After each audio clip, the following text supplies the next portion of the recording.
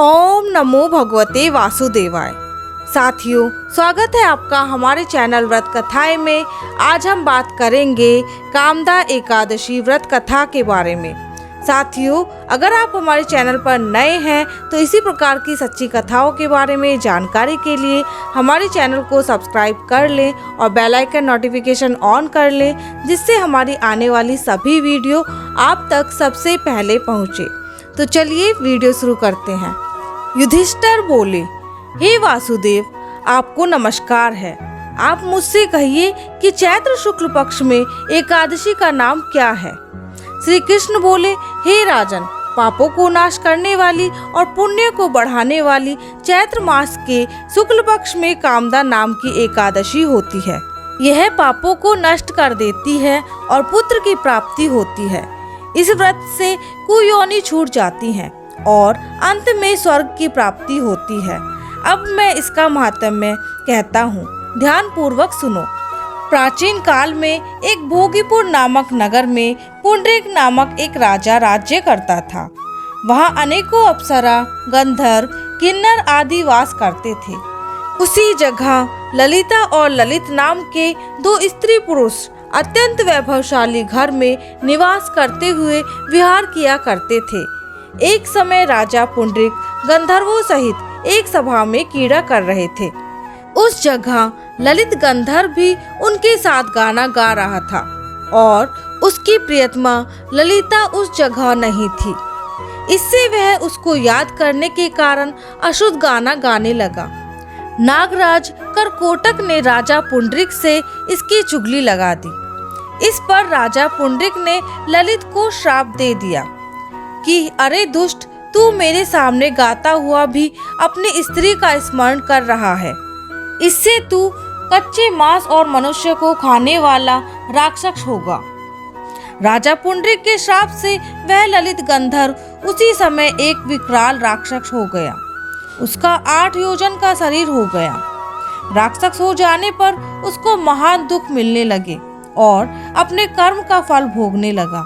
जब ललिता को अपने प्रियतम ललित का ऐसा हाल मालूम हुआ तो वह बहुत दुखी हुई।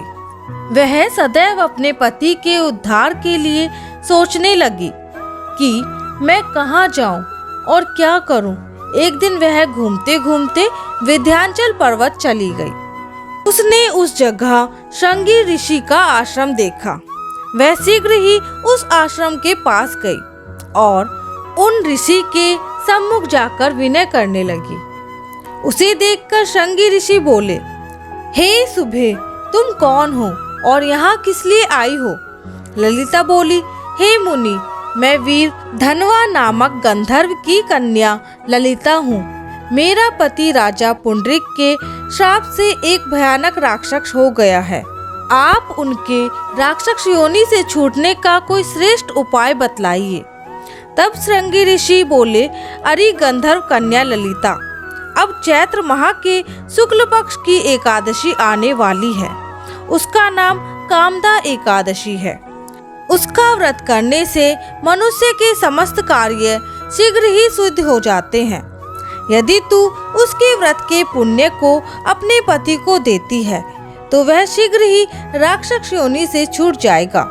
मुनि के वचनों को सुनकर ललिता ने आनंद पूर्वक उसका व्रत किया और द्वादशी के दिन ब्राह्मणों के सामने अपने व्रत का फल अपने पति को देने लगी और भगवान से इस तरह प्रार्थना करने लगी, हे प्रभु, मैंने जो व्रत किया है उसके पुण्य से वह राक्षस योनि से शीघ्र ही छूट जाए।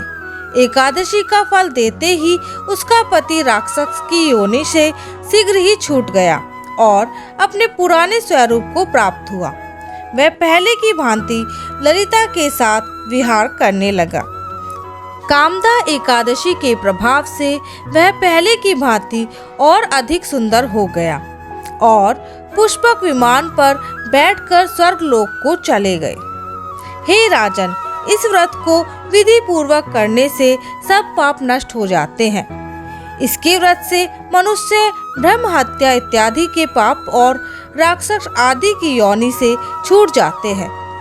कामदा एकादशी की कथा व महात्म्य के श्रवण व पठन से वाजपेयी यज्ञ का फल प्राप्त होता है। बोलो विष्णु भगवान की जय। तो साथियों, आशा करती हूँ कि आपको हमारी वीडियो पसंद आई होगी। इसी तरह की वीडियो देखने के लिए और हमारे साथ जुड़ने के लिए हमारे चैनल को सब्सक्राइब करना ना भूलें और हमारी वीडियो को लाइक करें और ज़्यादा से ज़्यादा शेयर करें। मिलते हैं अगली वीडियो में। धन्यवाद।